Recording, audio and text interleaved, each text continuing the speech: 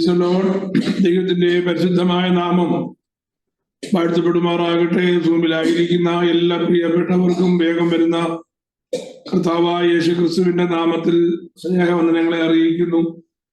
വളരെ താല്പര്യത്തോടെ ഇന്ന് രാത്രിയിൽ ദൈവത്തിന്റെ മുമ്പിലായിരിക്കാൻ ദൈവം നമ്മെ സഹായിക്കുന്നല്ലോ. പ്രൈസല്ലോ. നിങ്ങളുടെ താല്പര്യം ദൈവം അത് വളരെ അനുഗ്രഹത്തിനായിട്ട് കണക്കിടും. ദൈവം നമ്മെ ഓരോരുത്തരെയും ദൈവവചനത്തിൽ ഉറപ്പിക്കുകയും വളർത്തുകയും അത് അനേകർക്ക് പ്രയോജനകരമായി തീരുമാറാകട്ടെ എന്ന് ഞാൻ പ്രാർത്ഥിക്കുകയും ആഗ്രഹിക്കുകയും ചെയ്യുകയാണ്. ഇസ്രായേൽ മക്കളുടെ ജീവിതത്തിൽ ദൈവത്തിന്റെ വിടുതലിന്റെ കരം പ്രാഥമികമായി പ്രത്യക്ഷമാകുന്നതായ അനുഭവങ്ങളാണ് നമ്മൾ ചിന്തിച്ചുകൊണ്ടിരിക്കുന്നത്. ദൈവിക വീണ്ടെടുപ്പ് വേദപുസ്തകത്തിന്റെ താളുകളിൽ അത് എങ്ങനെയാണ് പ്രതിഫലിക്കുന്നത് എന്നുള്ളതാണ് നമ്മുടെ ചിന്ത. Price the Lord. ദൈവത്തിന്റെ പദ്ധതി പ്രകാരം ദൈവത്തിന്റെ ജനമായ ഇസ്രായേലിന് വീണ്ടെടുപ്പിലേക്ക് അവരെ കൊണ്ടുപോകുവാൻ ആദ്യത്തെ സ്റ്റെപ്പ് എന്ന് പറയുന്നത് അവരായിരിക്കുന്നതായ ബാക്ക്ഗ്രൗണ്ടിൽ നിന്ന്, ആയിരിക്കുന്നതായ സിറ്റുവേഷനിൽ നിന്ന് അവർക്കൊരു ഡെലിവറൻസ് ആവശ്യമായിരിക്കുന്നു. ഇസ്രായേലിലായിരിക്കുന്നിടത്തോളം അവർക്ക് യാതൊരു കാരണവശാലും ഇനിയും വർദ്ധിപ്പാൻ കഴിയാത്ത വിധത്തിൽ, ദൈവത്തിനവരെ പ്രയോജനപ്പെടുത്തുവാൻ കഴിയാത്ത വിധത്തിൽ അവരുടെ സാഹചര്യങ്ങൾ അവരെ വല്ലാതെ ഞെരുക്കുവാനായിട്ടിടയായി. എല്ലാ ചുറ്റുപാടും അവർക്ക് പ്രതികൂലമായി ഭവിച്ചതോടൊപ്പം അവർ മാനസികമായി തളർന്നു. ദൈവത്തെ നോക്കി അവർ വല്ലാതെ നിലവിളിപ്പാനിടയായി. ആ നിലവിളി സ്വർഗത്തിലെത്തിയപ്പോ ദൈവത്തിന്റെ പദ്ധതി അത് ജനത്തിന്റെ മേൽ വെളിപ്പെടുവാൻ ദൈവിക പദ്ധതിയുമായി ദൈവം ഹോരേബിൽ ഇറങ്ങി വരുന്നത് നമുക്ക് പുറപ്പാട് പുസ്തകം 3-ാം അധ്യായത്തിൽ കാണുവാനായിട്ട് കഴിഞ്ഞു.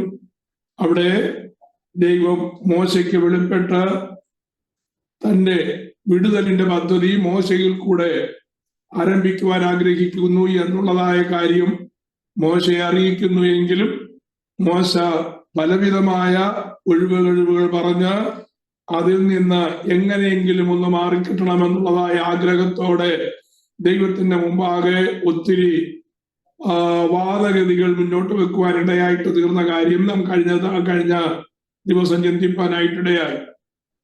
ഏതായാലും ദൈവത്തിന്റെ പദ്ധതി ദൈവം മോശയിൽ കൂടെ തന്നെ നിർവഹിക്കണമെന്നുള്ളതായ ആ വലിയ ആവശ്യത്തിലേക്ക് കടന്നു വന്നു. കാരണം കഴിഞ്ഞ 80 വർഷം ദൈവം അതിനുവേണ്ടി കാര്യങ്ങൾ പ്രിപ്പയർ ചെയ്തുകൊണ്ടിരിക്കുകയായിരുന്നു. Praise the Lord. മോശയ്ക്ക് ഇപ്പോൾ 80 വയസ്സുണ്ട്.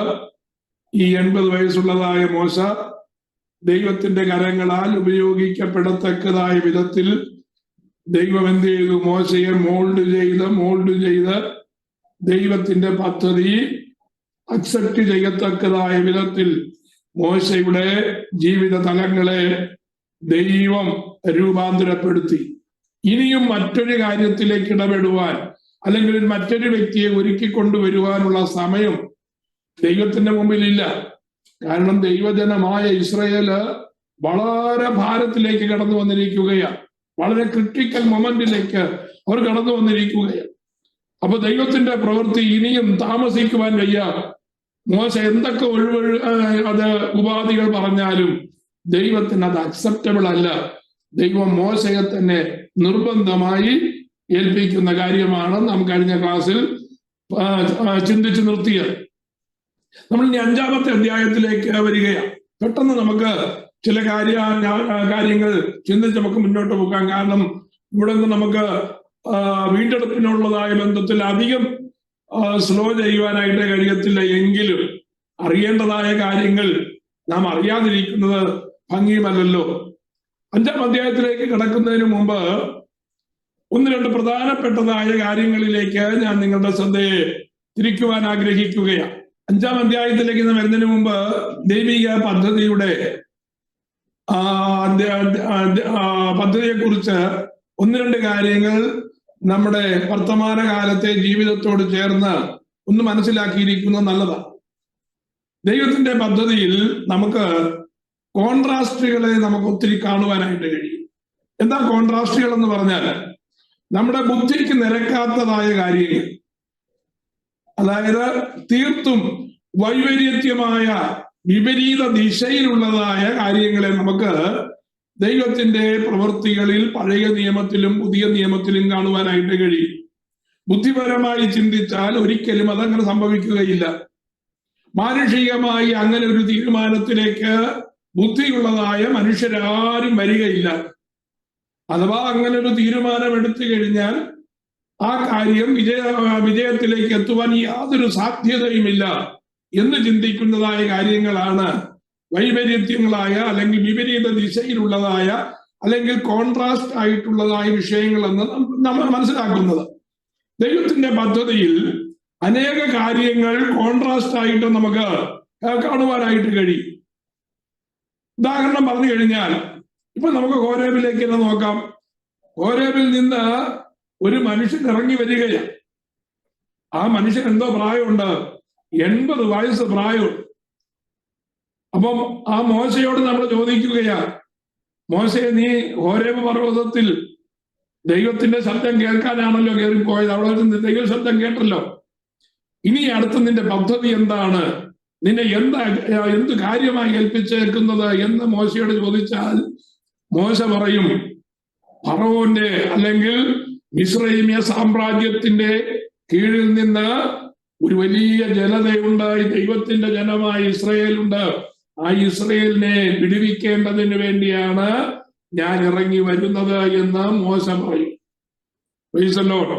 മോശയോട് വീണ്ടും ചോദിക്കുക, മോശ അതിന് ഹൗ യു ആർ എക്വിപ്ഡ് എന്ന് ചോദിച്ചു കഴിഞ്ഞാൽ, അല്ലെങ്കിൽ നീ എങ്ങനെയാണ് അതിന് സന്നദ്ധനായിരിക്കുന്നതെന്ന് ചോദിച്ചു കഴിഞ്ഞാൽ മോശ പറയും, ഇത് കണ്ടോ, എന്റെ കയ്യിലൊരു വടിയുണ്ട് എന്ന് പറയും.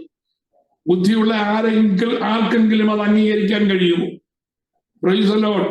മാനുഷിക ബുദ്ധിയിൽ ഒരു മനുഷ്യനും അംഗീകരിക്കാൻ കഴിയത്തില്ല. വെൽ എക്വിപ്ഡായ, മാത്രമല്ല സൈന്യ സന്നാഹങ്ങളുള്ള, രഥങ്ങളുടെ വലിയ സംഖ്യകളുള്ള, വലിയ കാലാൾപ്പടയുള്ളതായ മിസ്രൈമ്യ അധീനതയിൽ നിന്ന് ഒരു വലിയ ജനത്തെ രക്ഷിക്കുവാനായി കടന്നു പോകുന്നതായ മനുഷ്യൻ, 80 വയസ്സ് പ്രായമുള്ളതായ ഒരു വൃദ്ധൻ, ഇല്ലാത്തത് കൊണ്ടാണോ? മസിൽ പവർ ഉള്ളവർ ഇല്ലാത്തത് കൊണ്ടാണോ? ഒന്നുമല്ല. ഈ 80 വയസ്സുള്ളതായ മനുഷ്യനെ ദൈവം നിയോഗിച്ചയക്കുന്നത് മാനുഷിക ബുദ്ധിക്ക് നിരക്കുന്നതല്ല. അപ്പൊ ദൈവത്തിന്റെ പദ്ധതിയും ആ പദ്ധതിക്ക് വേണ്ടി ദൈവം ഒരുക്കുന്നതായ വഴികളും മാനുഷികമായ ബുദ്ധിയിൽ ഒതുങ്ങുന്ന കാര്യമല്ല. ദൈവത്തിന്റെ പദ്ധതിയിൽ എന്തുണ്ട്? ഒരു വലിയ വൈപരീത്യമുണ്ട്. ഇനി മോശയുടെ കയ്യിലേക്ക് നോക്കിയ മോശയുടെ കയ്യിൽ ഒരു നീളമുള്ള ഉണങ്ങിയ വടി മാത്രമാണ്. ഇസ്രയേലിൽ നിന്ന്, ആ സൈന്യത്തിന്റെ അധീനതയിലായിരിക്കുന്ന ഇസ്രയേലിനെ വിടുവിക്കുവാൻ അണ്ണാണ്ടായുള്ള അല്ലെങ്കിൽ നിരായുധനായിരിക്കുന്നതായ വൃദ്ധനായ ഒരു മനുഷ്യൻ, പ്രൈസ് ദി ലോർഡ്, ആ നിരായുധനായിരിക്കുന്നതായ അവസ്ഥയിൽ ഇത്രയും സൈന്യസന്നാഹങ്ങളുള്ളതായ രാജാവിന്റെ കയ്യിൽ നിന്ന് എങ്ങനെ വിടുവിപ്പാൻ കഴിയുമെന്ന് മാനുഷികമായി ചിന്തിച്ചാൽ ഒരു ഉത്തരവും നമുക്ക് ലഭിക്കുകയില്ല. Price the Lord. അപ്പോ ദൈവത്തിന്റെ പദ്ധതി എന്തുകൊണ്ടാണ്? ദൈവത്തിന്റെ പദ്ധതിയിൽ അല്ലെങ്കിൽ ദൈവം ഒരു പദ്ധതി ഒരുക്കുമ്പോ അതിനകത്തൊരു വൈപരീത്യം അല്ലെങ്കിൽ ഒരു വിപരീത ദിശ നമുക്ക് കാണുവാനായിട്ട് നാം അത് ചിന്തിക്കുന്നെന്ന് ചോദിച്ചു കഴിഞ്ഞാൽ 2-3 കാര്യങ്ങൾ നാം നമ്മുടെ ലോജിക്കിന് വിരോധമായി ചിന്തിക്കേണ്ടിയിരിക്കുന്നു. Price the Lord. ദൈവിക പദ്ധതിയെ ഒരിക്കലും മാനുഷിക ലോജിക്ക് കൊണ്ട് അളക്കുവാൻ പാടില്ല. ഒന്നാമത്തെ കാര്യം, ദൈവം ഒരു വിഷയത്തെ കാണുന്നത് പോലെ നാം കാണാത്തത് കൊണ്ടാണ് ദൈവത്തിന്റെ പദ്ധതി പലപ്പോഴും വിശ്വസിക്കുവാൻ കഴിയാതെ വരുന്നത്. ഉദാഹരണത്തിന്, മരുഭൂമിയിൽ കൂടെ യാത്ര ചെയ്യുന്നതായ ഇസ്രയേലിന്റെ ജീവിതത്തിൽ ദാഹം വന്നു കഴിഞ്ഞപ്പോ അവര് ദൈവത്തോട് വലിയ പിറുപിറുപ്പ് ഉന്നയിപ്പാനായിട്ടിടയായി. ദൈവം മോശയ്ക്ക് ഒരു വലിയ കരിമ്പാറ കാണിച്ചു കൊടുത്തു. എന്നിട്ട് പറഞ്ഞു, ആ കരിമ്പാറ കണ്ടോ, ഞാൻ ആ പാറയുടെ മുകളിൽ നിൽക്കും, നീ നിന്റെ കയ്യിലിരിക്കുന്നതായ വടി കൊണ്ടുവന്ന് ഹോരേബിൽ ഉള്ളതായ പാറയുടെ മുകളിൽ നീ അടിക്കണം. Price the Lord. അടിച്ചാൽ എന്ത് സംഭവിക്കുമെന്ന് മാനുഷികമായി അവർക്ക് ഒരു ഉത്തരവും പറയുവാൻ കഴിയത്തില്ല. പക്ഷേ ദൈവം എന്ത് ചെയ്യുകയാണ്? ആ പാറയ്ക്കുള്ളിൽ നിന്ന് വെള്ളം പുറപ്പെടുവിക്കുന്നതായ ആ വലിയ ഉദ്ദേശ നിവർത്തി ദൈവത്തിന്റെ ദൃഷ്ടിയിലുണ്ട്. ദൈവം അത് കണ്ടുകൊണ്ടാണ് മോശയോട് പറയുന്നത്, മോശയെ നീ പാറയടിക്കണം. അപ്പൊ ദൈവം കാണുന്നത് പോലെ നാം ഒരു വിഷയം കാണുവാൻ നമുക്ക് കഴിയാത്തത് കൊണ്ടാണ് ദൈവത്തിന്റെ പദ്ധതിയിൽ വിപരീത അല്ലെങ്കിൽ വൈപരീത്യം ഉണ്ട് എന്ന് നമുക്ക് ധരിക്കുവാൻ കഴിയുന്നത്. രണ്ടാമത്തെ കാര്യം എന്തെന്ന് ചോദിച്ചാൽ, ദൈവത്തിന്റെ പദ്ധതിയിൽ വൈപരീത്യമുള്ളതെന്ന് കണക്കാക്കാൻ കാരണം ദൈവത്തിന്റെ കഴിവിനെ കുറിച്ച് നമുക്ക് ഒന്നും അറിയില്ല എന്നുള്ളത് കൊണ്ട്. പുതിയ നിയമത്തിലേക്ക് ഒരു ചെറിയ സംഭവം, നമുക്ക് വളരെ പരിചിതമായിരിക്കുന്ന സംഭവത്തിലേക്ക് നമുക്കൊന്ന് വരാം. Price the Lord. 5000 പുരുഷന്മാരടങ്ങിയ വലിയൊരു പുരുഷാരം ശിഷ്യന്മാരുടെ മുമ്പിലുണ്ട്. കർത്താവും അവരുടെ മധ്യത്തിൽ നിൽക്കുകയാണ്. കർത്താവ് ശിഷ്യന്മാരോട് പറഞ്ഞു, നിങ്ങൾ അവർക്ക് ഭക്ഷിപ്പാൻ കൊടുക്കാൻ പോകും. ശിഷ്യന്മാർ പുരുഷാരത്തെ നോക്കി, അവരുടെ കൈകളിൽ നോക്കി. Price the Lord. അവരുടെ കൈവശം ഒന്നുമില്ല. അന്ത്രയോസ് വന്ന് പറഞ്ഞു, നാഥാ, ഞങ്ങളുടെ കൈവശം ഒന്നുമില്ല, പക്ഷേ ഇവിടെ ഒരു ബാലകനുണ്ട്, അവന്റെ കൈവശം 5 അപ്പമുണ്ട്, 2 മീനുമുണ്ട്. ഈ വലിയ പുരുഷാരത്തിന് എന്തുള്ളൂ എന്ന് ചോദിപ്പാനായിട്ടിടയായി. അവന്റെ കണ്ണിൽ കൂടെ മുമ്പിലുള്ളതായ പ്രതിസന്ധിയെ നോക്കി, അവന്റെ കണ്ണിൽ കൂടെ അവന്റെ കയ്യിലിരിക്കുന്ന നിസാരമായ പ്രൊവിഷനെ അവൻ നോക്കി. ദൈവം അതിനെ എങ്ങനെ കാണുന്നു എന്ന് അന്ത്രയോസിന് കാണുവാൻ കഴിഞ്ഞില്ല, പത്രോസിന് കാണുവാൻ കഴിഞ്ഞില്ല, അപ്പോസ്തലന്മാർക്ക് ആർക്കും കാണുവാൻ കഴിഞ്ഞില്ല. അതുകൊണ്ട് അവർ ചോദിക്കുകയാണ്, ഇതുകൊണ്ട് എന്ത് സംഭവിക്കും? അപ്പോ ദൈവത്തിന്റെ ആ പ്രവൃത്തി നടക്കുന്നതിന് മുമ്പുള്ളതായ ആ വൈപരീത്യം കണ്ടോ, ആ കോൺട്രാസ്റ്റ് കണ്ടോ? ചെറിയ വസ്തു കൊണ്ട് ഒരു വലിയ കാര്യം ചെയ്യുവാൻ ദൈവം ആ പ്രതിസന്ധിയെയും അല്ലെങ്കിൽ ആ വിഷയത്തെയും അതിന് അനുവദിച്ച് കിട്ടിയിരിക്കുന്നതായ ആ പ്രൊവിഷൻസിനെയും എങ്ങനെയാണ് ദൈവം നോക്കുന്നത് എന്ന് അറിയാതെ പോയി.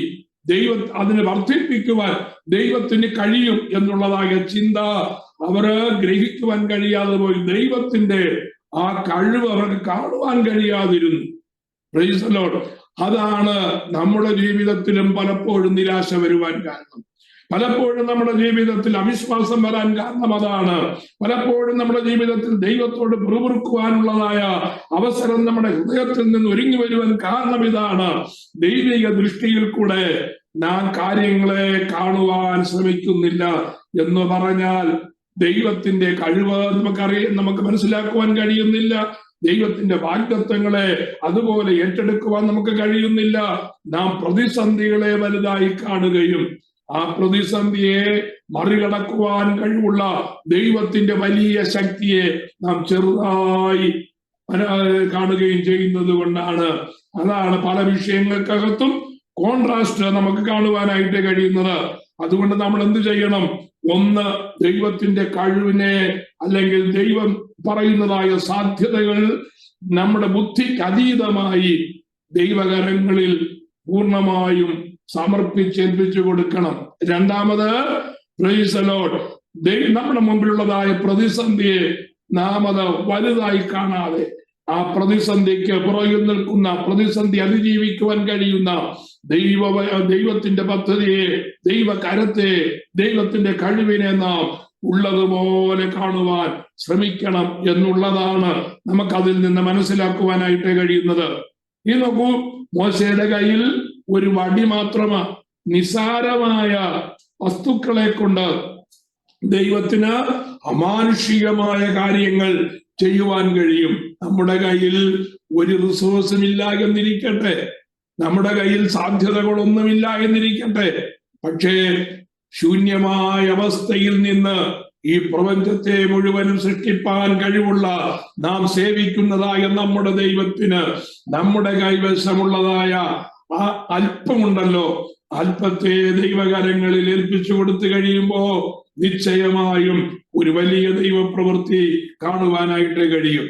എലീശയുടെ അടുക്കലേക്ക് പ്രവാചക ശിഷ്യന്റെ ഭാര്യ വന്ന കാര്യം നമുക്കറിയാം. അവൾ പറയുകയാണ്, കടക്കാർ വല്ലാത്ത ശല്യം ചെയ്യുകയാണ്, അവർ ഞങ്ങളെ ഉപദ്രവിക്കുന്നു മാത്രമല്ല ഞങ്ങളുടെ മക്കളെ എന്ത് ചെയ്യുന്നു, അടിമകളാക്കി കൊണ്ടുപോകുവാൻ കടക്കാർ തിരക്ക് കൂട്ടുകയാണ്, ഞങ്ങളെ രക്ഷിക്കണമെന്ന് പറഞ്ഞ് ആ പ്രവാചക ശിഷ്യന്റെ ഭാര്യ എലീശയുടെ കാലേ വീഴുകയാണ്. എലീശ ചോദിക്കുന്നു, നിന്റെ കൈവശം എന്തുള്ളൂ, നിന്റെ കൈവശം എന്തുള്ളൂ? അവൾ പറഞ്ഞു, ഒരു ഭരണി എണ്ണയല്ലാതെ എന്റെ കൈവശം ഒന്നുമില്ല. Price the Lord. ആ കൈവശം എന്തുണ്ട്? അതാണ് ചോദ്യം. കൈവശം ഒന്നുമില്ല എന്ന് പറയുവാൻ ഒരിക്കലും നമുക്കിടയാകരുത്. കർത്താവ് എന്തെങ്കിലുമൊക്കെ നമ്മെ ഏൽപ്പിച്ചിട്ടുണ്ട് കേട്ടോ. Price the Lord. ഒന്നുമില്ല എന്ന ബുദ്ധി പറഞ്ഞാലും, ഒന്നുമില്ല എന്ന കൂടെയുള്ളവർ പറഞ്ഞാലും കർത്താവ് നമ്മെ ചിലത് ഏൽപ്പിച്ചിട്ടുണ്ട്. അത് കണ്ടെത്തുവാൻ നാം ദൈവത്തിന്റെ പരിജ്ഞാനം പ്രാപിക്കുന്നവരായിരിക്കണം. ദൈവം എത്ര ചെറുതാണ് ഏൽപ്പിച്ചെങ്കിലും അതിന് ദൈവത്തോളം വലിപ്പമുണ്ട് എന്ന് നാം മനസ്സിലാക്കണം. ദൈവത്തിന്റെ മുമ്പിൽ ചെറുതെന്നോ വലുതെന്നോ ഇല്ലാതെ ദൈവത്തിന്റെ വലിയ പ്രവൃത്തി വെളിപ്പെടുത്തുവാൻ ദൈവത്തിന് കഴിയും എന്നുള്ളത് മനസ്സിലാക്കണം. Price the Lord. അതല്ലേ നാം പീലാത്തോസിന്റെ മുമ്പിൽ നിൽക്കുന്ന കർത്താവിനെ ഒന്ന് ശ്രദ്ധിച്ച്, പ്രൈസ് ദി ലോർഡ്, അടികൊണ്ട് വല്ലാതെ ക്ഷീണിതനായി ഒരു കുറ്റവാളിയെ പോലെ നമ്മുടെ യേശു കർത്താവ് പീലാത്തോസിന്റെ മുമ്പിൽ നിൽക്കുകയാണ്. Price the Lord. അപ്പോ കർത്താവിനെ കുറിച്ചുള്ളതായ കുറ്റം യഹൂദന്മാർ എന്താ പറഞ്ഞത്? ഇവൻ യഹൂദന്മാരുടെ രാജാവെന്ന് പറയുകയാണ്. യഹൂദന്മാരുടെ രാജാവ് ആരാണ്? കൈസറാണ് ഇപ്പൊ ഞങ്ങളുടെ രാജാവ്. കൈസർക്ക് പകരം ഇവൻ പറയുകയാണ്, ഞാൻ യഹൂദന്മാരുടെ രാജാവെന്ന് ഇവൻ പറഞ്ഞു. അങ്ങനെയെങ്കിൽ ഇവൻ രാജ്യദ്രോഹിയാണ്, കൈസർക്കെതിരായി പറഞ്ഞതാണ്, രാജാവിനെതിരായി സംസാരിച്ചതാണ്. ഇവൻ രാജ്യദ്രോഹി ആയതുകൊണ്ട് ഇവനെ കൊന്നുകളയണമെന്ന് പറയുവാനായിട്ടിടയായി. പക്ഷേ യേശുവിന്റെ മുഖത്ത് നോക്കിയതായ പീലാത്തോസിന് അതങ്ങോട്ട് വിശ്വസിക്കാനായിട്ട് കഴിഞ്ഞില്ല. ഈ ബലഹീനനായ മനുഷ്യൻ, ഈ എഴുന്നേറ്റ് നിൽക്കുവാൻ കഴിവ് ഇല്ല എന്ന് തോന്നുമാറി നിൽക്കുന്ന ഈ മനുഷ്യൻ യഹൂദന്മാരുടെ രാജാവെന്ന് പറയാൻ കഴിയുമോ? ആ സംശയ നിവൃത്തിക്കായിട്ട് പീലാത്തോസ് കർത്താവിനോട് ചോദിക്കുകയാണ്, നീ യഹൂദന്മാരുടെ രാജാവോ? കർത്താവ് നിഷേധാർത്ഥമായിട്ടല്ല, അല്ലെങ്കിൽ നോ എന്നുള്ളതായ ആൻസർ അല്ല കൊടുത്തത്. കർത്താവ് പറഞ്ഞത്, അതെ, ഞാൻ യഹൂദന്മാരുടെ രാജാവാണ്. എന്തുകൊണ്ടാ അത് പരിഹാസ വിഷയമായി മാറിയത്? കേട്ടവർ എല്ലാവരും ചിരിച്ചു. യഹൂദന്മാർ ആർത്തട്ടഹസിച്ച് പരിഹസിച്ച് ചിരിച്ചു. പീലാത്തോസും അത് കണ്ട് പരിഹാസത്തോടു കൂടി ചിരിച്ചു. എന്തുകൊണ്ട് അവർ ചിരിക്കുവാനിടയായിട്ട് തീർന്നത്? കർത്താവ് പറഞ്ഞതായ കാര്യത്തിന്റെ അർത്ഥം അവർക്ക് മനസ്സിലായില്ല. കർത്താവ് യഹൂദന്മാരുടെ രാജാവെന്ന് പറഞ്ഞു. എന്തുകൊണ്ടാണ്? കർത്താവ് പറഞ്ഞു, എന്റെ രാജ്യം ഐഹികമല്ല, ഞാൻ ഐഹിക രാജ്യം സ്ഥാപിക്കാനല്ല വന്നത്, ഞാനൊരു സ്വർഗീയ രാജ്യം സ്ഥാപിക്കാനാണ് വന്നത്. എന്റെ രാജ്യം ഐഹികമല്ല. ഈ ഐഹിക രാജ്യത്തെയോ ഐഹിക രാജ്യത്തിന്റെ ഭരണാധിപനായിരിക്കുന്നതായ പുത്രനായ കർത്താവിനെയോ കാണുവാൻ പീലാത്തോസിന് കഴിഞ്ഞില്ല, മഹാപുരോഹിതന്മാർക്ക് കഴിഞ്ഞില്ല, യഹൂദന്മാർക്ക് കഴിഞ്ഞില്ല, പരീശന്മാർക്കോ ശാസ്ത്രിമാർക്കോ കഴിഞ്ഞില്ല. അതുകൊണ്ടാണ് കർത്താവ് പറഞ്ഞത്, വ്യാജമായോ ഒരു ഭ്രാന്തമായ അഭിപ്രായമായോ അവർക്ക് കാണുവാൻ കഴിഞ്ഞത്. ഞാൻ പറഞ്ഞതിന്റെ താല്പര്യം മനസ്സിലായോ? ദൈവത്തിന്റെ പ്രവൃത്തി കോൺട്രാസ്റ്റായി തോന്നിയാലും അത് കോൺട്രാസ്റ്റ് അല്ല.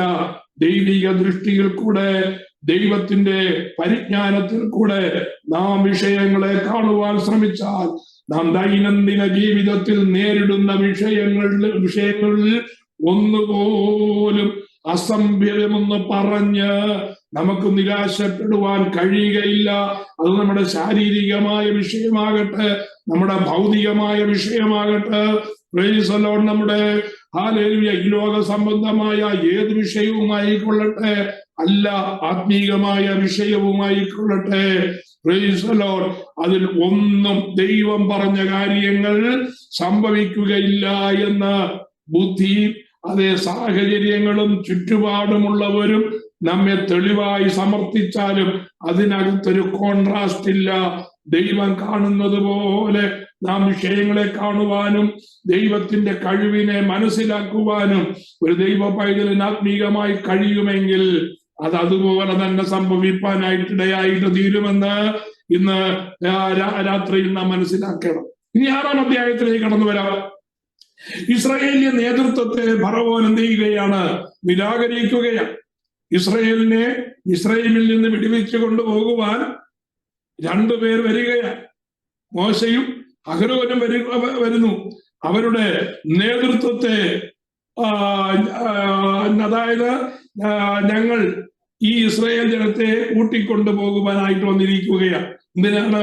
ദൈവത്തെ ആരാധിപ്പാനായിട്ട് അവരെ വിട്ടയക്കണം, അവരെ കൂട്ടിക്കൊണ്ടു പോകുവാനായിട്ടാണ് ഞങ്ങൾ വന്നിരിക്കുന്നത്. ഞങ്ങളുടെ ദൈവമായ യഹോവ പറഞ്ഞിട്ടാണ് ഞങ്ങൾ വന്നിരിക്കുന്നത് എന്ന് അവർ സ്വയം ഫറവോന്റെ മുമ്പിൽ പരിചയപ്പെടുത്തുകയാണ്. 5-ാം അധ്യായത്തിന് 1-ാമത്തെ വാക്യത്തിൽ വായിക്കുമ്പോൾ അതിനുശേഷം മോശയും അഹരോനും ചെന്ന് ഫറവോനോട്, മരുഭൂമിയിൽ എനിക്ക് ഉത്സവം കഴിക്കേണ്ടതിന് എന്റെ ജനത്തെ വിട്ടയക്കണമെന്ന് ഇപ്രകാരം യഹോവ കൽപ്പിക്കുന്നു എന്ന് പറഞ്ഞു. ഫറവോൻ എന്താ പറഞ്ഞത്? ഇസ്രായേലിനെ വിട്ടയപ്പാൻ തക്കവണ്ണം ഞാൻ യഹോവയുടെ വാക്ക് കേൾക്കേണ്ടതിന് അവനാര്? ഞാൻ യഹോവയെ അറിയുകയില്ല, ഞാൻ ഇസ്രായേലിനെ വിട്ടയക്കുകയുമില്ല എന്ന് പറഞ്ഞ് ഫറവോൻ ആ നേതൃത്വത്തെ നിരാകരിക്കുകയാണ്. Price the Lord. എന്നാൽ 6 മുതൽ 9 വരെയുള്ളതായ വാക്യത്തിലേക്ക് കടന്നു വരുമ്പോ നേതൃത്വത്തെ അംഗീകരിക്കാതിരുന്നതായ ഫറവോൻ മറിച്ച് ദൈവത്തിന്റെ പദ്ധതിക്ക് എതിരായിട്ട് അവൻ കരുക്കൾ നീക്കുകയാണ്. എന്താണ് അവൻ നീക്കിയതായ 1-ാമത്തെ കരു? നോക്കിക്കേ. പ്രൈസ് ദൈവജനത്തിന്റെ മേൽ അധിക ഭാരം ചെലുത്തുവാനായിട്ടിടയായി. ദൈവജനത്തിന്റെ മേൽ എന്താ അധിക ഭാരം കൊടുത്തത്? ദൈവജനത്തിന്റെ മേൽ അധിക ഭാരം കൊടുത്തത് അന്നുവരെ അവർക്ക് ഇഷ്ടിക ഉണ്ടാക്കുവാൻ ആവശ്യമായ റോ മെറ്റീരിയൽസ് ആര് കൊടുക്കും? അവരുടെ മേൽ ജോലി ചെയ്യുന്ന യജമാനന്മാർ അവർക്ക് വേണ്ടിയുള്ളതായ റോ മെറ്റീരിയൽസ് കൊടുക്കും. കത്തിക്കുവാൻ ആവശ്യമായ താളടി കൊടുക്കും. ഇഷ്ടിക ഉണ്ടാക്കുവാൻ ആവശ്യമായ ബാക്കിയുള്ള കാര്യങ്ങളെല്ലാം ആര് കൊടുക്കും? അവർക്ക് റോ മെറ്റീരിയൽസ് ആയിട്ട് യജമാനന്മാർ പ്രൊവൈഡ് ചെയ്യും. പക്ഷേ മോശയും അഹരോനും ഫറവോന്റെ സന്നിധിയിൽ വന്ന് ജനത്തെ വിട്ടയക്കണമെന്ന് പറയുമ്പോ ജനത്തിന്റെ ജീവിതം അധികം കൈപ്പാക്കാൻ വേണ്ടി ഫറവോൻ അവരുടെ മേൽ അധിക ഭാരം കൊടുക്കുവാനിടയായി. ഫറവോൻ പറഞ്ഞത് ഊഴിയ വേലക്കാരെല്ലാം അവരുടെ യജമാനന്മാരെല്ലാം വിളിച്ചു. ആ വേലയുടെ നേതൃത്വം വഹിക്കുന്ന ലീഡേഴ്സിനെ എല്ലാം വിളിച്ചിട്ട് പറഞ്ഞു, അവരും അടിയന്മാരാണ് കേട്ടോ, അവരും അടിയന്മാരായത് കൊണ്ടാണ് ദൈവത്തെ ആരാധിക്കാൻ പോണമെന്ന് പറഞ്ഞ് ഈ പണിയിൽ നിന്ന് ഒരു ഫ്രീഡം കിട്ടാനായിട്ട് അവർ ശ്രമിക്കുന്നത്. അതുകൊണ്ട് നിങ്ങൾ അവരുടെ മേൽ അധിക ഭാരം കൊടുക്കണം. എങ്ങനെ ചെയ്യണം? ഇതുവരെ ആ ഇഷ്ടിക ഉണ്ടാക്കുവാനുള്ളതായ റോ മെറ്റീരിയൽസ് നിങ്ങൾ കൊടുത്തല്ലോ, ഇനിയും അങ്ങനെയല്ല. രാവിലെ എഴുന്നേറ്റ് അവർ പോയി താളടി ശേഖരിക്കണം. കത്തിക്കുവാൻ ആവശ്യമായിരിക്കുന്ന ആ ഇന്ധനം ശേഖരിക്കണം. ശേഖരിച്ചു കൊണ്ടുവന്ന് ഇഷ്ടിക ഉണ്ടാക്കണം. പക്ഷേ ഇന്നലെ 250 ഇഷ്ടിക ഉണ്ടാക്കിയിരുന്നെങ്കിൽ, ഇന്നലെ 500 ഇഷ്ടിക ഉണ്ടാക്കിയിരുന്നെങ്കിൽ ഇന്ന് 499 കുറയ്ക്കരുത്. 500 ഇഷ്ടികയും അവരുണ്ടാക്കണം. രാവിലെ മുതൽ രാത്രി വരെ താളടി കിട്ടിയാൽ പോലും, അല്ലെങ്കിൽ റോ മെറ്റീരിയൽസ് കിട്ടിയാൽ പോലും അവർക്കുണ്ടാക്കുവാൻ കഴിയുന്നതായി ഇഷ്ടികയ്ക്ക് ഒരു കണക്കുണ്ട്. ഉദാഹരണം 250 400 അല്ലെങ്കിൽ 500 ആയിക്കൊള്ളട്ടെ. അവർ താളടി ശേഖരിക്കുവാനായിട്ട് മണിക്കൂറുകൾ ചെലവഴിച്ചതിന് ശേഷം അതെല്ലാം ശേഖരിച്ച് മടങ്ങി വരുമ്പോ ഫറവോൻ അറിയാം, ഒരിക്കലും ഇന്നലത്തെ സംഖ്യ അവർക്ക് തികയ്ക്കുവാൻ കഴിയുകയില്ല. അതുകൊണ്ട് ഇന്നലെ അവർ 10 മണിക്കൂർ ജോലി ചെയ്തെങ്കിൽ ഇന്നവർക്ക് 16 മണിക്കൂർ ജോലി ചെയ്യണം. ആഹാരം കൊടുക്കുമോ? ഇല്ല. ആ അധിക ഭാരം അവരുടെ മേൽ വെക്കുവാനായിട്ടിടയായിട്ട് തീർന്നു. ദൈവിക വിടുതലുകൾ ഒരു ദൈവമൈതന്റെ ജീവിതത്തിൽ അടുത്തു വരുമ്പോ ശ്രദ്ധിക്കണം. അധിക ഭാരം വരുത്തുന്നതായ ദേശപ്പോരുകളുണ്ട്. നാം ആയിരിക്കുന്നതായ ദേശത്ത്, നാം ആയിരിക്കുന്നതായ ഭൗതിക ചുറ്റുപാടിൽ, നാം ആയിരിക്കുന്നതായ ഇടങ്ങളിൽ പ്രൈസ് ദി ലോർഡ്, നാം ചെയ്യേണ്ടതിനേക്കാൾ കൂടുതൽ ഭാരം നമ്മുടെ ചുമലിൽ കെട്ടിവെക്കുമ്പോൾ, നമുക്ക് ലഭിക്കേണ്ടതായ വേതനം അതിൻ്റെതായ പൂർണ്ണതയിൽ ലഭിക്കാതെ വരുമ്പോൾ, ഇന്നലത്തേക്കാൾ ഇന്ന് അധിക ഭാരം നമ്മുടെ മേൽ കടന്നു വരുമ്പോൾ മനസ്സിലാക്കണം, നമ്മെ തകർത്തി കളയുവാൻ ദേശത്തിന്റെ അധിപതി, ദേശപ്പോര് നമ്മുടെ മേൽ ദുഷ്ടൻ ആധിപത്യം പുലർത്തുന്നത് കൊണ്ട് കടന്നു വരികയാണ്. അതിനെ ജയിക്കുവാൻ ആവശ്യമായ ദൈവകൃപ പ്രാപിക്കണം. ദൈവത്തിന് സ്തോത്രം. എന്നാൽ അവിടെ സംഭവിക്കുന്നതായ കാര്യം ഇതാണ്.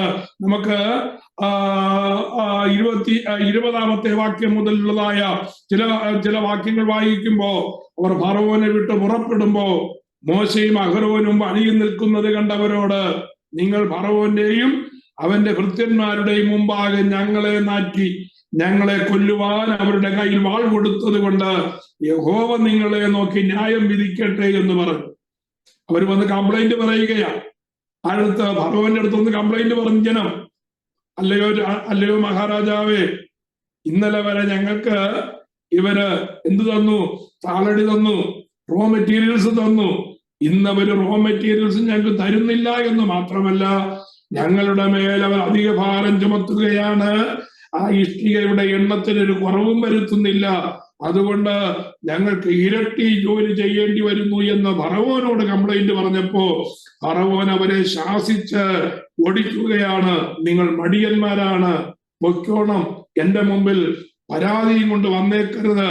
ഊഴിയ യജമാനന്മാർ എന്താണോ നിങ്ങളോട് പറയുന്നത്, നിങ്ങൾ അതുപോലെ ചെയ്യണം. ഇല്ലെങ്കിൽ അതിൻ്റെതായിട്ടുള്ള പണിഷ്മെന്റ് നിങ്ങൾ അനുഭവിക്കേണ്ടി വരും. എന്നോട് വന്ന് കംപ്ലൈന്റ് പറയരുതെന്ന് പറഞ്ഞ് ഭീഷണിപ്പെടുത്തി ഇസ്രായേൽ മക്കളെ തിരിച്ചയക്കുകയാണ്. ആ ഭയത്തോടുകൂടെ ഒരു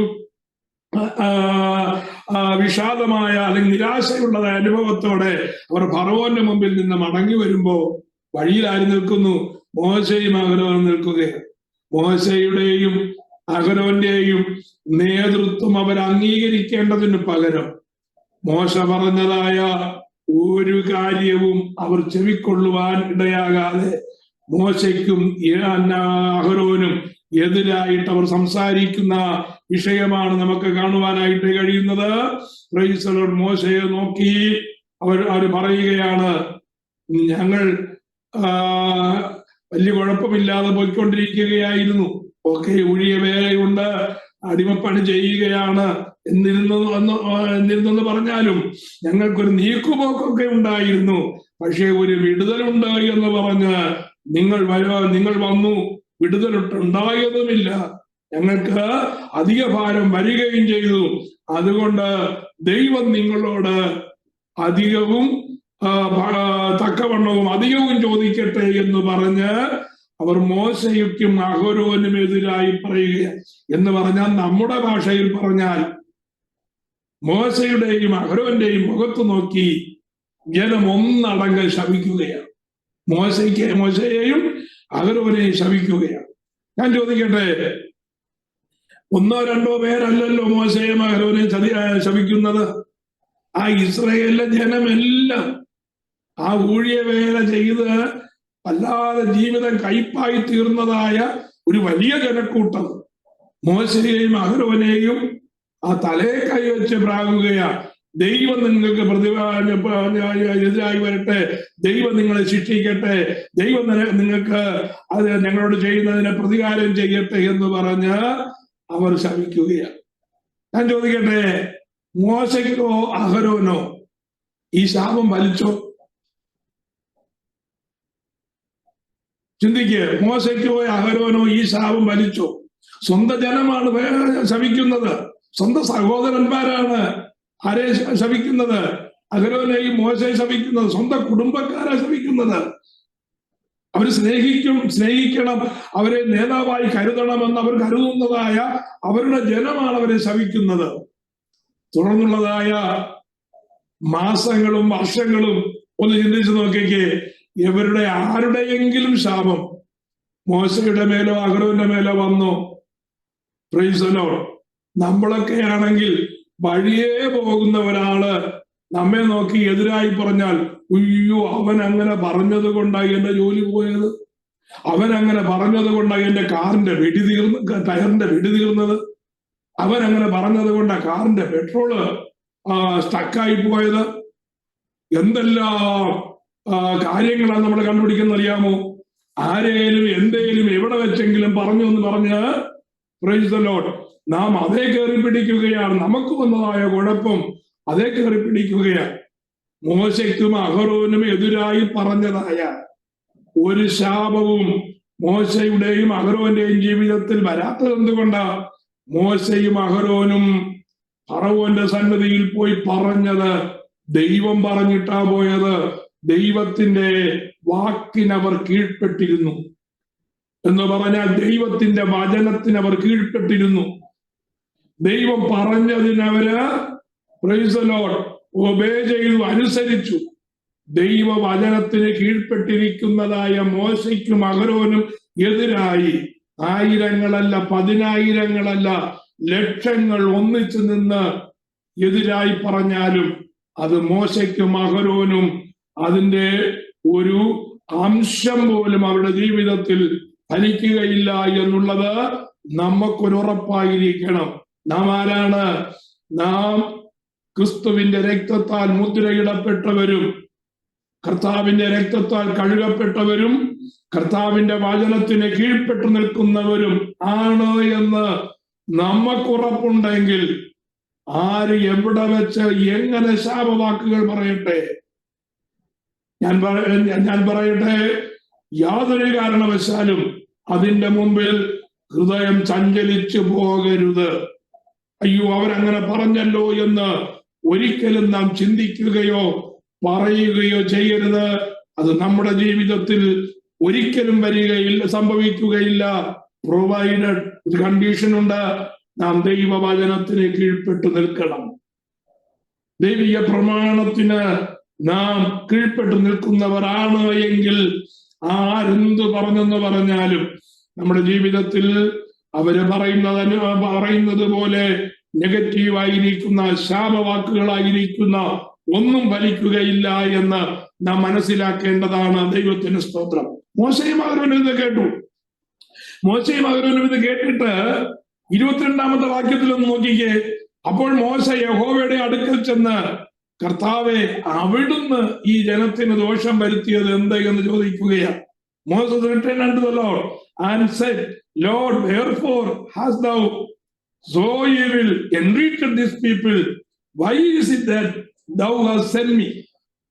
അവിടുന്ന് എന്നെ എന്തിനാണ് അയച്ചത് എന്ന് ദൈവത്തോട് ചോദിക്കുകയാണ്.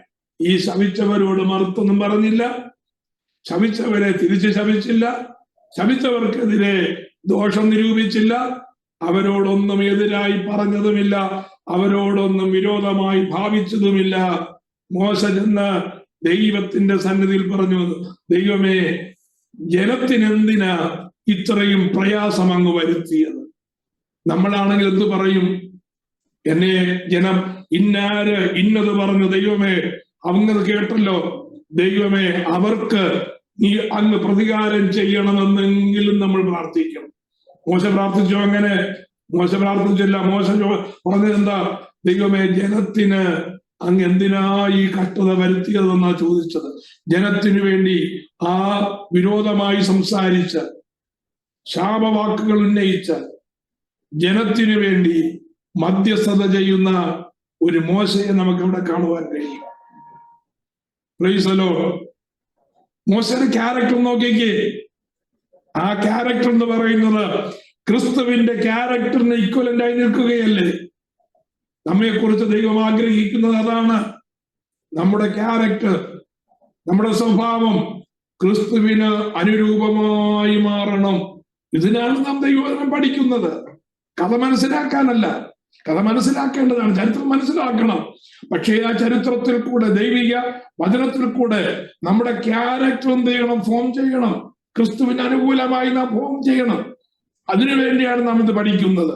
നാം കേട്ടിട്ട് നാം അതിന് ചേഞ്ച് വരുത്തിയില്ലെങ്കിൽ പ്രൈസ് ദി ലോർഡ്, അത് വളരെ കഷ്ടകരമാണ് എന്നും കൂടെ പറഞ്ഞ് ഞാൻ മുന്നോട്ട് പോകട്ടെ.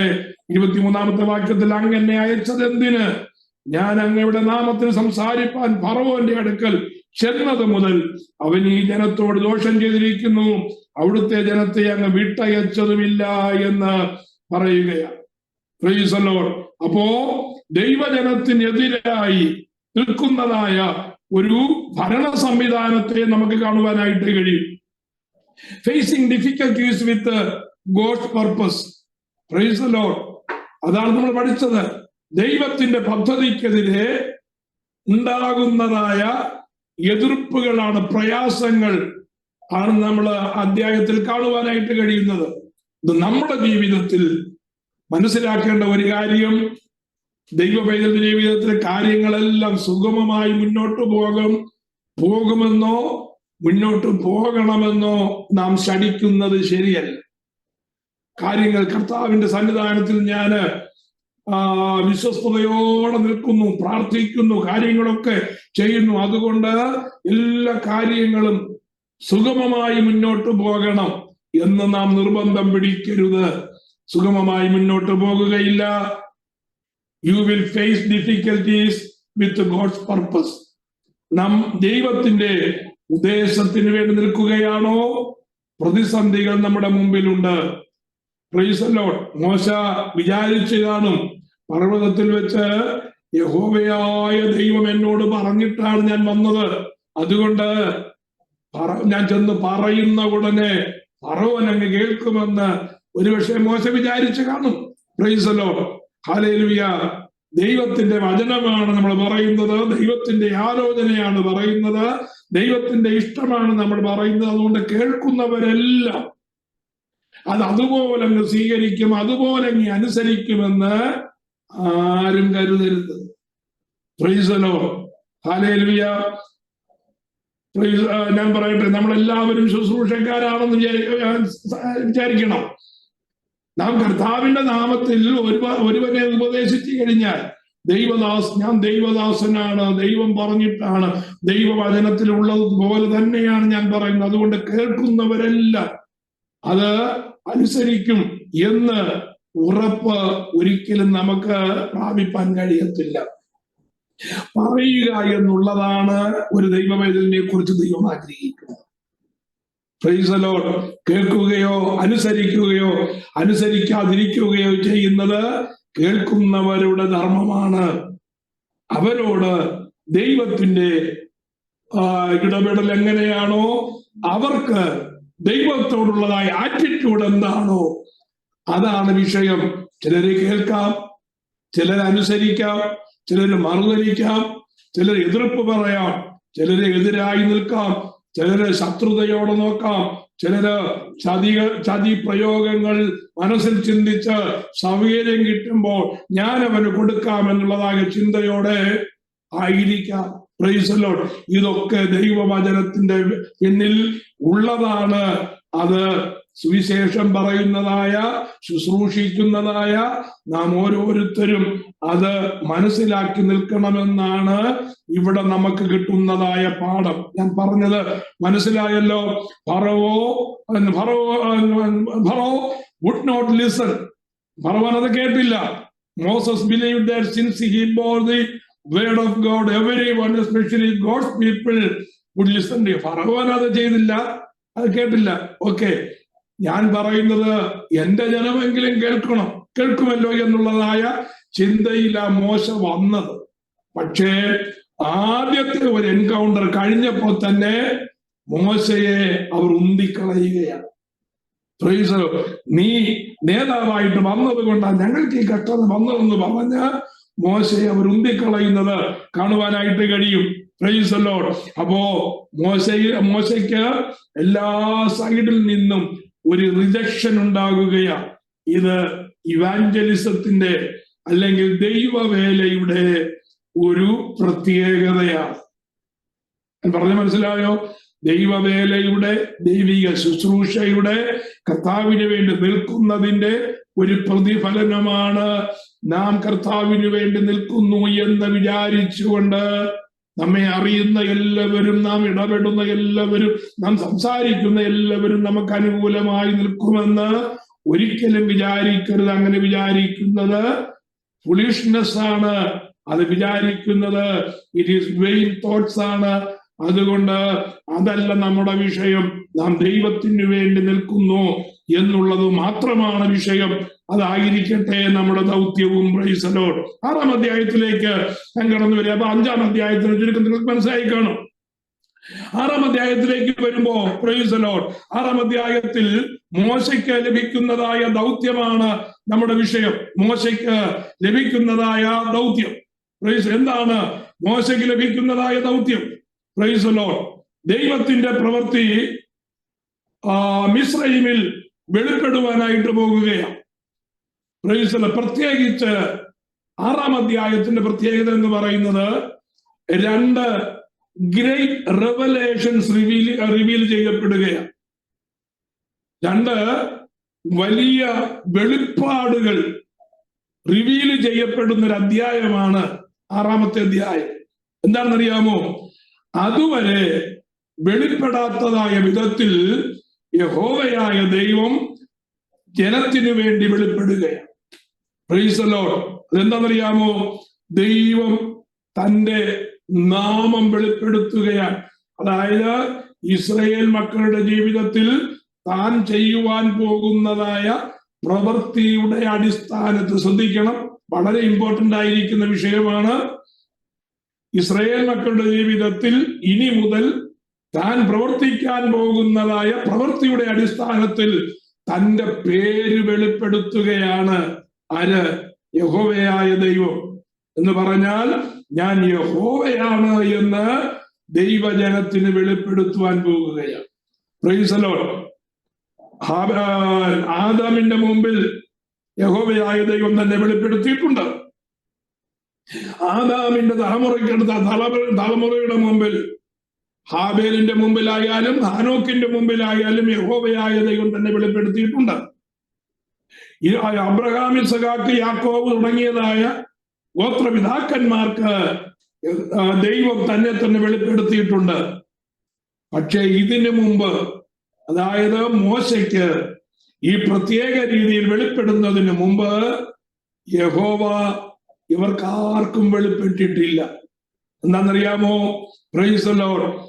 ഞാൻ യഹോവയാണ് എന്ന് പറഞ്ഞ് എന്റെ നാമം യഹോവയാണെന്ന് അബ്രഹാമിന് വെളിപ്പെടുത്താതിരിക്കുമ്പോൾ, ഇസഹാക്കിന് വെളിപ്പെടുത്താതിരിക്കുമ്പോൾ, യാക്കോബിന് വെളിപ്പെടുത്താതിരിക്കുമ്പോൾ യഹോവയായി വെളിപ്പെടുത്തേണ്ടതായ സാഹചര്യം വന്നപ്പോ ദൈവം യഹോവയായി, സൈന്യവീരനായ, യുദ്ധം ചെയ്യുവാൻ തയ്യാറായി ഇറങ്ങി വരുന്ന, ദൈവജനത്തെ വിടിവിപ്പാനായിട്ട് ഇറങ്ങി വരുന്ന യഹോവ എന്നുള്ളതായ ആ നാമധാരിയായി വെളിപ്പെടുകയാണ്. Praise the Lord. ഞാൻ പറയട്ടെ, നാം ജീവിതത്തിൽ അനുഭവിക്കുന്നതായ വിഷയത്തോടുള്ളതായ ബന്ധത്തിൽ ദൈവം അതാത് വിഷയത്തിന് പരിഹാരകനായി വെളിപ്പെടും എന്ന് നാം മറന്നു പോകരുത്. സ്തോത്രം. എന്നതുകൊണ്ട് ദൈവം ആ വിഷയത്തിൽ മാത്രം ഒതുങ്ങി നിൽക്കുന്നില്ല.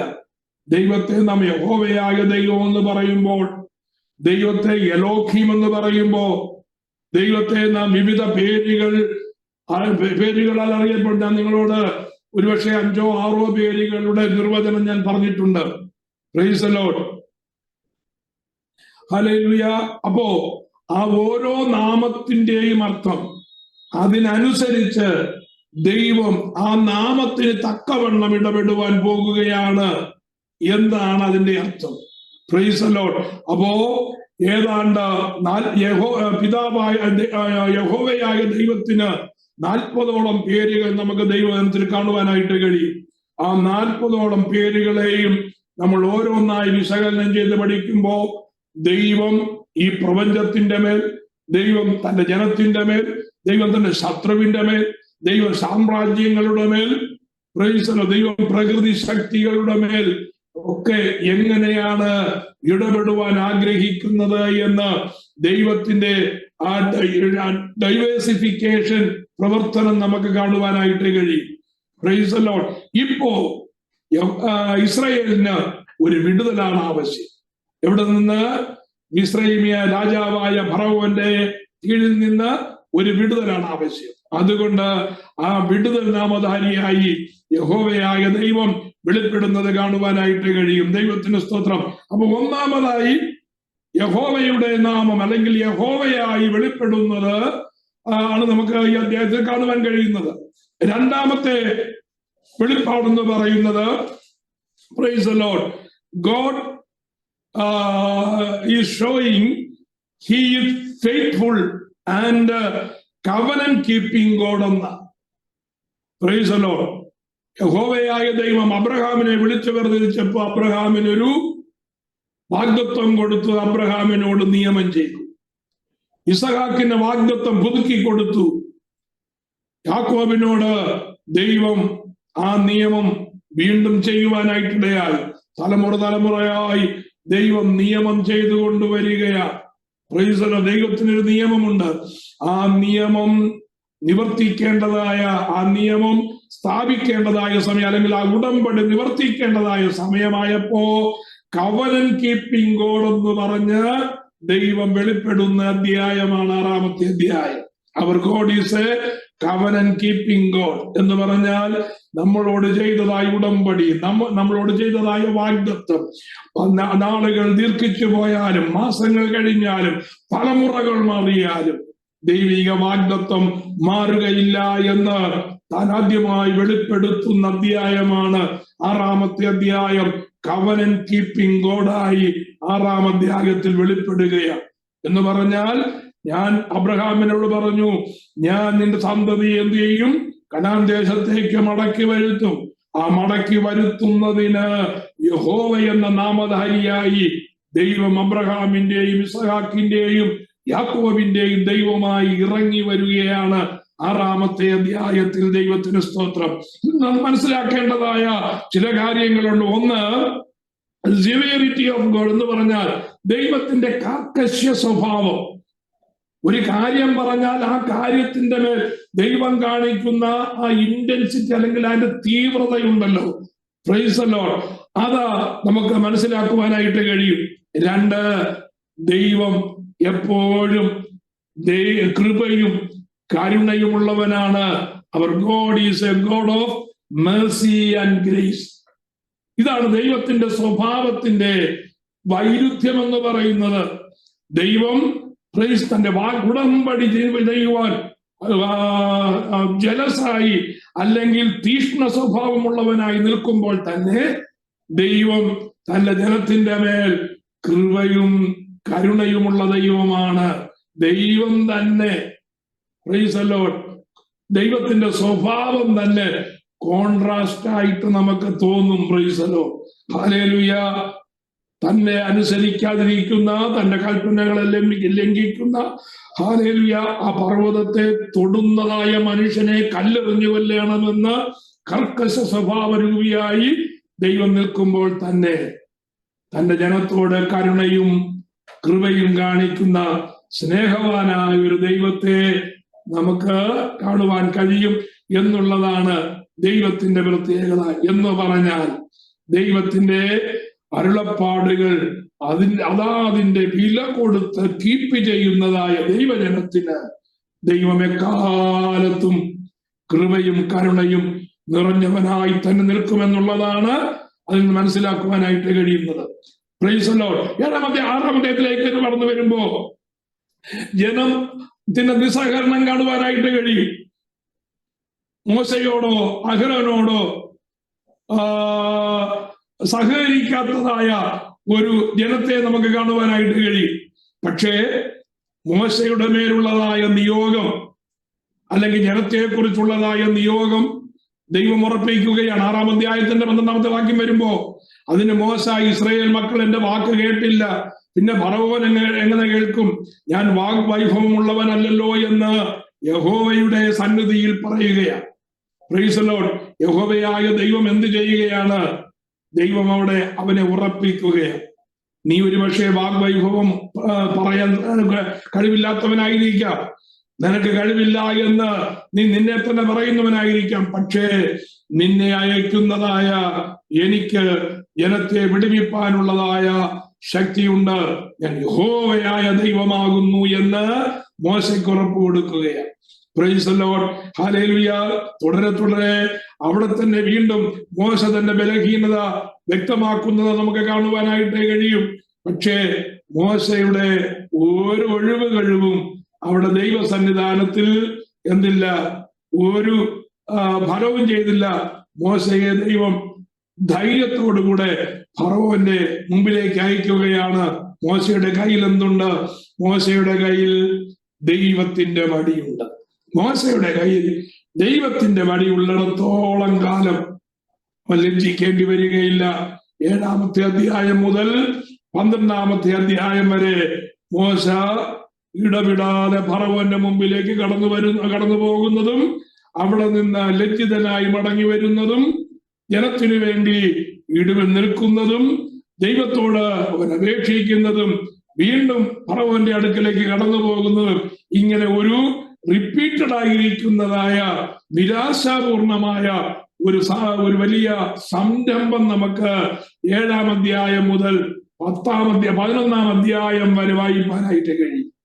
Price the Lord. 7, 8, 9, 10 പ്രധാനമായും ഈ 4 അധ്യായങ്ങൾ നമുക്കൊരിക്കലും മാനുഷികമായി അക്സെപ്റ്റ് ചെയ്യുവാൻ കഴിയാത്തതായ വിഷയമാണ്.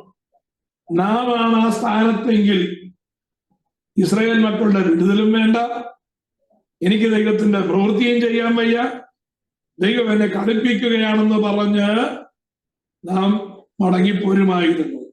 അതാണ് നമുക്ക് ഓരോ സംരംഭത്തിലും കാണുവാൻ കഴിയുന്നത്.